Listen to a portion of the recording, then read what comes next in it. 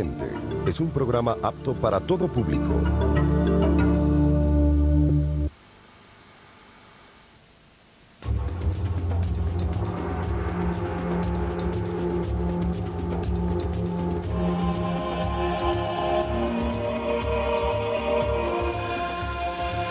Los rostros son la historia de un país. Los rostros del hombre, de las edificaciones, del arte, de la religión y el rostro último, el de sus ancestros. Esta es la crónica de los rostros de Guatemala, la nueva crónica de los rostros del tiempo.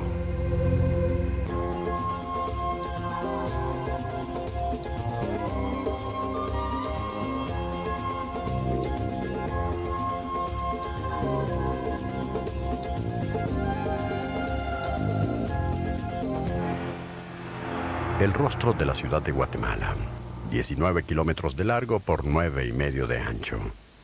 La urbe más grande de Centroamérica cuenta con una población aproximada de 3 millones de habitantes. Cifra para muchos controversial, puesto que en torno al tema de las estadísticas se han suscitado discusiones con motivo a los censos del gobierno y de otras instituciones. Esta ciudad de edificios bajos se asienta sobre el Valle de la Ermita, preparada en su arquitectura para los sismos, los cuales han provocado en otras épocas la mudanza de la capital en varias oportunidades. Pero la historia de la ciudad de Guatemala comienza donde la vida de otras ciudades termina.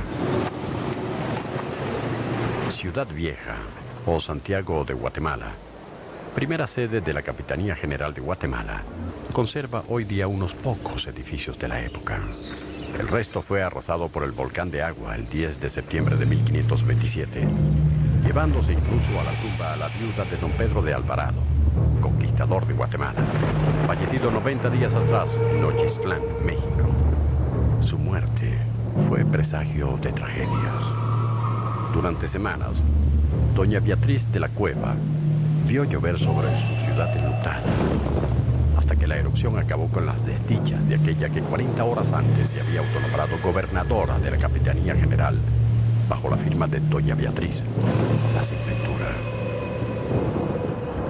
Los sobrevivientes de la ciudad se trasladaron al valle de Panchoy, y allí, al pie de los volcanes de Agua, de Fuego y Acatenango, fundaron la nueva ciudad, también con el nombre de Santiago. Después de los sismos de 1773, que obligaron a desalojarla, se le conoció bajo el nombre de Antigua Guatemala, ciudad de horizonte limpio y viejo vestido colonial. Con estas palabras la detiene en el tiempo Miguel Ángel Asturias en Leyendas de Guatemala. Antigua es una ciudad detenida en el tiempo porque prácticamente después del último terremoto que sufrió en el año 1773 ya no tuvo ningún adelanto. Si te has dado cuenta, la ciudad pues es prácticamente un viaje al pasado, donde si lográramos sacar todos los adelantos de la época actual, como son los automóviles, pues podría uno imaginarse perfectamente cómo fue la vida en aquel momento. En aquel momento, Antigua llegó a ser tan importante que el rey Felipe II le dio el título de muy noble y muy leal ciudad de Santiago de los Caballeros de Guatemala. Tan es así que la Capitanía General tuvo control de un territorio bastante vasto. Acuérdate que el virreinato de Guatemala fue tan importante como el virreinato de Nueva España, lo que es hoy México, y el virreinato de Nueva Granada, lo que es hoy Colombia, Venezuela y Panamá. Pues el virreinato de Guatemala prácticamente empezaba en lo que es Chiapas y terminaba en lo que es hoy Costa Rica. Antigua, como la mayoría de las ciudades coloniales de América, tiene un trazado del siglo XVI, de características urbanas renacentistas, producto de la fiebre utopista. El sueño de un orden utiliza un sistema de cordel con orientación norte-sur y oriente-poniente, partiendo de la Plaza Mayor o Plaza de Armas. La plaza pues, fue el centro de toda la actividad en la capital, contando inicialmente con un mercado que fue retirado a principios del siglo XX. Ahora los edificios, pues los primeros fueron demolidos para dar lugar a los edificios que se encuentran actualmente. Los primeros fueron hechos con adobes y paja, pues no iban a aguantar mucho tiempo. Actualmente se encuentra la catedral, construida en 1680, el Palacio del Ayuntamiento, 1743, y el Palacio de los Capitanes Generales de 1764, así como algunas casas y negocios alrededor de la misma plaza. Las casas de Antigua Guatemala son también de gran interés histórico. Originalmente eran 4 por manzana. A través de los siglos han sido divididas, pasando a formar hasta 4 viviendas de una sola. Una casa, por ejemplo, contaba con varios patios, como este de la Casa de los Cántaros. Sí, los patios se utilizaban para actividades sociales y familiares. Se acostumbra pasar el día acá en los corredores o incluso en el patio trabajando, viendo el jardín. Incluso se puede almorzar afuera en uno de los corredores porque son tan amplios. Es hasta en la noche que uno va a los dormitorios o a la sala porque hace un poquito de frío. Ahora el patio central fue pues para actividades familiares, incluso se atendía a algunos de los empleados en el sentido de que los dueños de las casas fueron principalmente dueños de terrenos.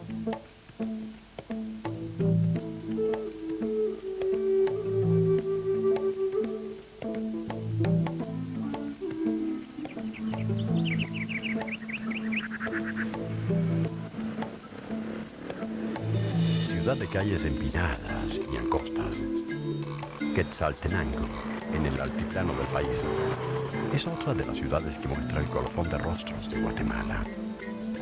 Segunda en importancia en el país, la ciudad se conoce entre los mayas quiché como Chela.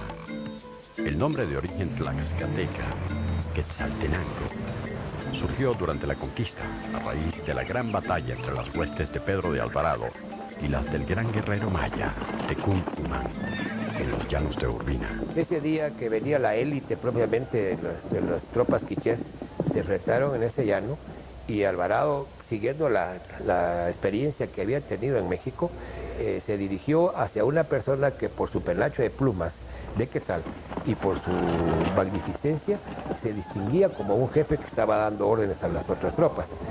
Y ahí Tecún Umán lo enfrentó con su macana, le dio un macanazo, pero le pegó al caballo y lo mató. Cayó Alvarado y al caer Alvarado, Pedro de Portocarrero le tiró su lanza y ahí ensartó a Tecún Umán. Al terminar la lucha, Pedro Alvarado llamó a todos sus oficiales y les decía que en ninguna parte había visto a un indio tan galán como el que estaba ahí. Y ese indio le iba a dar el nombre propiamente a lo que es Quetzaltenango, porque por las plumas de Quetzal dijo que ese pueblo, en la batalla esa, el 12 de febrero de 1524, se iba a llamar Quetzaltenango. La primera, el prefijo de Quetzal, que es por las plumas de Quetzal, y Nango por una transmisión tlaxcalteca, que eran los indígenas que acompañaban a Alvarado como punto de ayuda para poder conquistar a los demás grupos. Pero fuera de las ciudades, Guatemala es el país que vive de la tierra. A pesar de que un gran porcentaje del territorio está en manos de un pequeño grupo, la gran población siente y vive muy cerca de la tierra.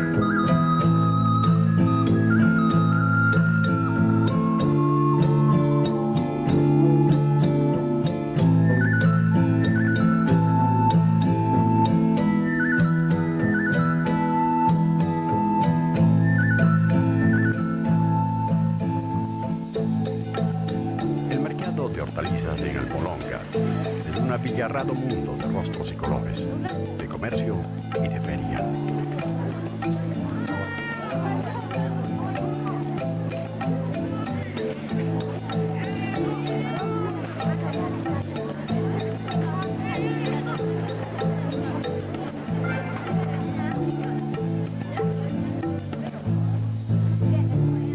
sitio con un ritmo y una vida propios son los mercados artesanales. El día jueves, en el mercado de Chichicastenango, los guatemaltecos muestran otro de sus rostros. La faz cotidiana del sustento económico, que es al mismo tiempo un saber antiguo, la artesanía. En Antigua Guatemala, los talleres artesanales trabajan el jade, un mineral bastante raro que solo se encuentra en Rusia, Birmania, California y Guatemala. En el país, la piedra existe en 3 colores, blanco, verde y negro. Valiéndose del jade, los artesanos reproducen los ancestrales rostros mayas. Lo que representan son máscaras funerarias, representan, según se cree, el rostro del gobernante o del rey al cual perteneció. Una de las mayores razones por las cuales nosotros decidimos trabajar con las máscaras mayas es porque realmente el jade está relacionado muchísimo con los mayas. Ellos la utilizaron para ceremonias, para medicina, era muy importante para ellos. Los mayas tenían una creencia, si ustedes ven esta parte de acá, o en esta se puede ver mejor, esto que creeríamos que está representando la lengua, realmente es un pedazo de jade que se aplicaba sobre la lengua de la persona que ya estaba muerta, porque se cree que el jade le daba vida eterna, es decir, lo llevaban dentro de la boca para que cuando llegaran al cielo tuvieran nuevamente vida. El jade representa para ellos símbolo de vida. En las morerías también encontramos representados los rostros de la historia de Guatemala.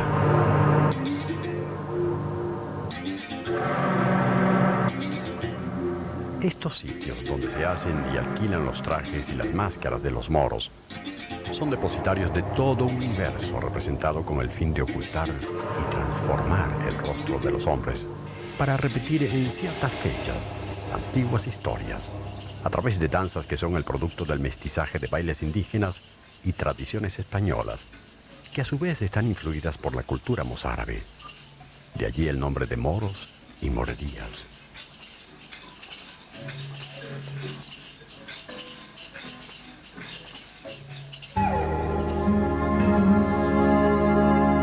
San Antonio Aguascalientes es un apacible poblado con una plaza central que es a la vez mercado.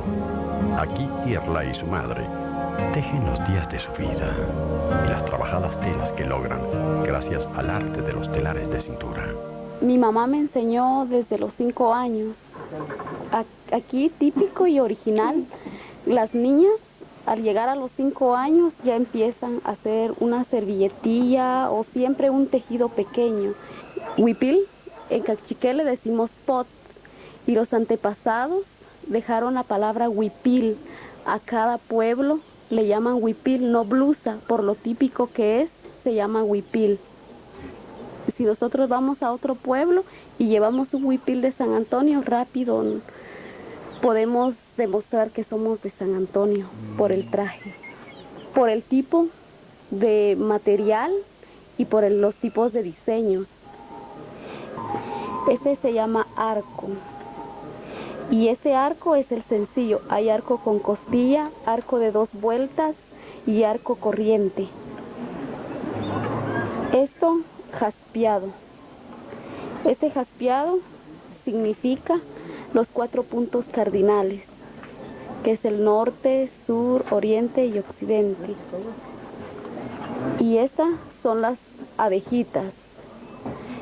Las abejas son típicas siempre, en todos los trabajos, siempre nosotros tejemos abejas, porque aquí la gente siempre por lo regular tienen en las montañas panales y son dueños de las abejas para tener mucha miel y luego para tener venta de miel.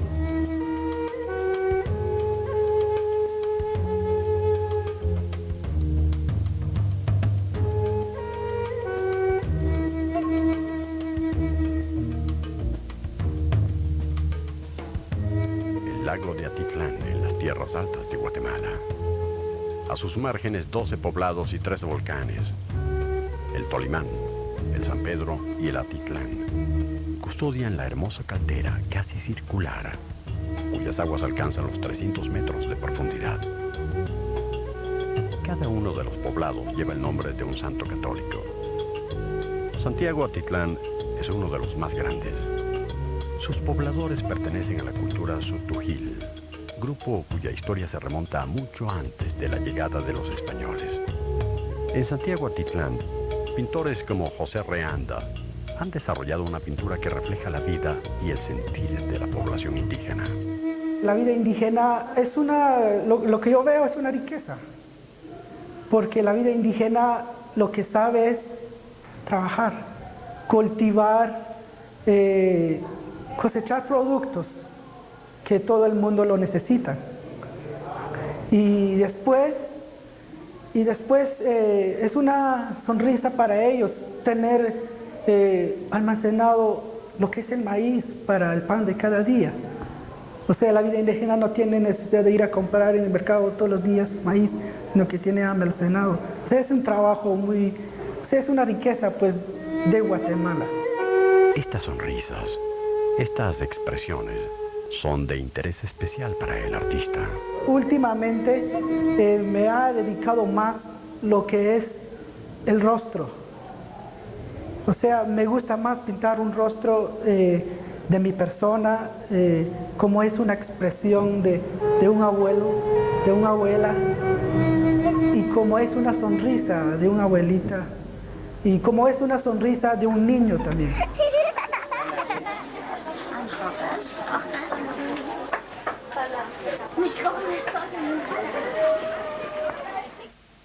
Me dijo que voy a ir me voy a Santiago a poner un... La sala de la casa de un cofrade. Rostros, luces y penumbra son los protagonistas de una ceremonia. Esta joven pareja ha traído velas y licor en ofrenda a la deidad que les va a dar prosperidad, paz y amor en el hogar. Nos encontramos en la cofradía de Mashimón, en Santiago Atitlán. Mashimón es una deidad indígena sutuil que pertenece a este grupo desde tiempos históricos coloniales perdidos en la noche de esos tiempos. Mashimón representa, por ejemplo, dentro del mito legendario, al conquistador don Pedro de Alvarado. También se dice que Mashimón es un nahual que cuida de las mujeres, madres, esposas e hijas y hermanas de los hombres tutuiles que en cierto momento del año viajan a otros lugares.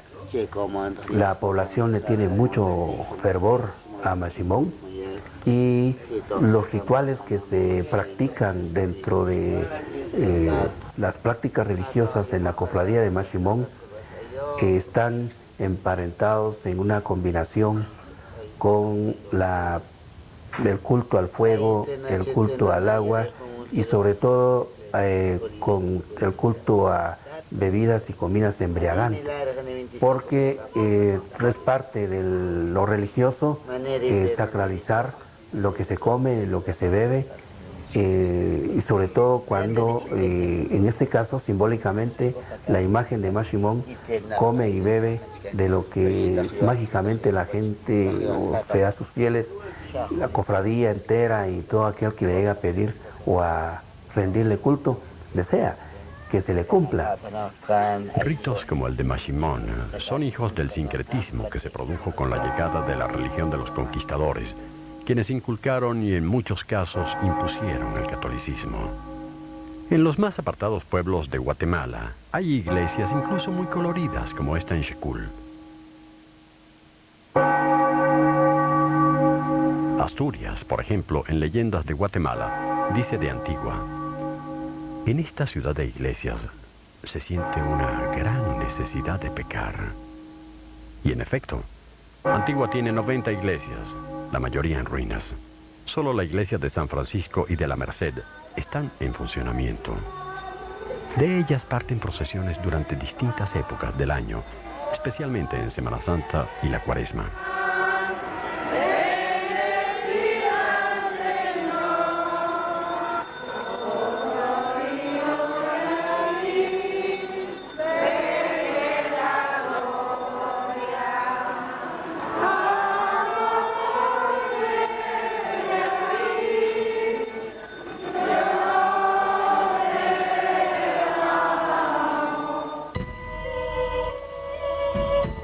muestra del sincretismo religioso la tenemos en la iglesia de Santo Tomás, en Chichicastenango. Santo Tomás Chuilá, así se llamaba en el siglo XVIII. Se llamó luego Santo Tomás Chichicastenango. Es una iglesia que legendariamente y con mucha probabilidad está construida a mediados del siglo XVI sobre un templo maya quiché de esa época, y se dice que el ritual que se practica frente a la iglesia primero se hace con quemaderos en las gradas que ascienden al templo, puesto que allí están enterrados los ancestros. Más arriba, los machenios o cofrades queman pom, mirra e incienso a las puertas de la iglesia, orando por estos mismos ancestros.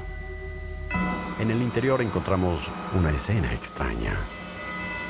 Altares a lo largo de la nave, donde se queman velas y se realizan ritos en los que se mixtifican los ancestros mayas con las imágenes de la Iglesia Católica.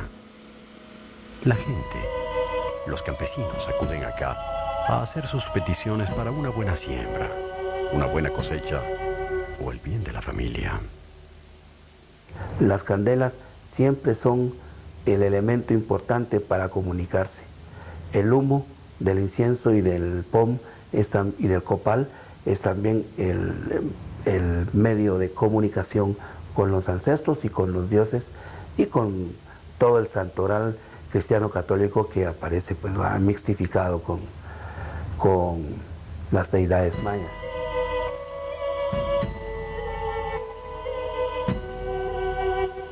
Y finalmente el último rostro, el rostro original, el rostro maya.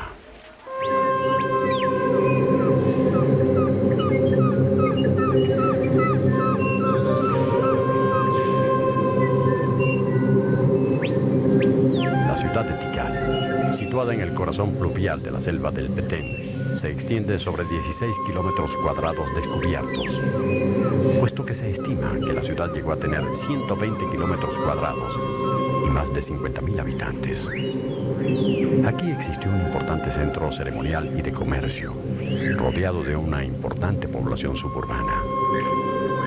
Tikal floreció en el período que corresponde a la civilización clásica maya, a lo largo de los 6 siglos que van del 300 al 900 de nuestra era.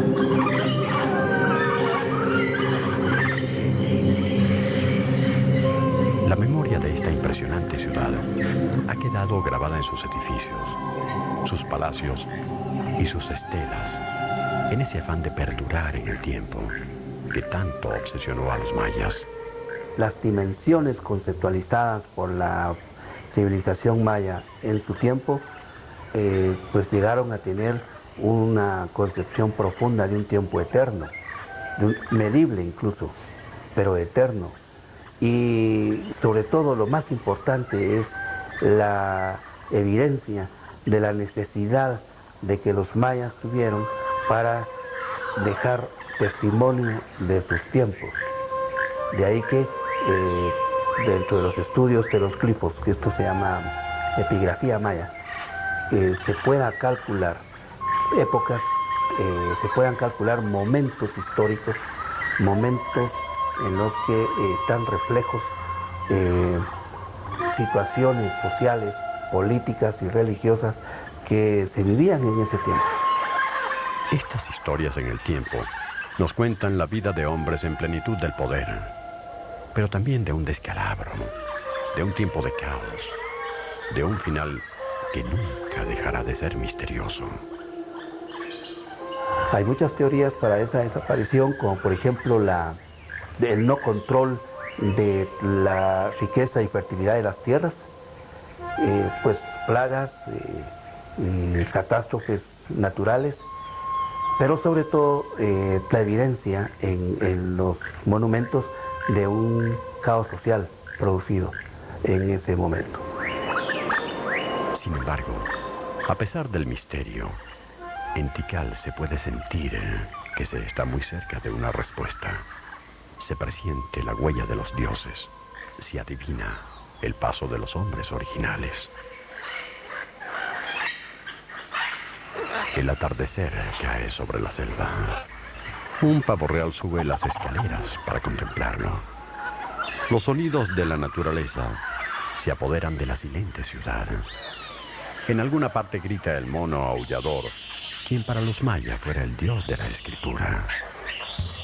De esa escritura que ha quedado grabada en las mohosas paredes de las pirámides, en las fachadas de las iglesias, en la memoria y las manos de los artesanos, en la sabiduría y la fe de los sacerdotes, en los rostros del tiempo.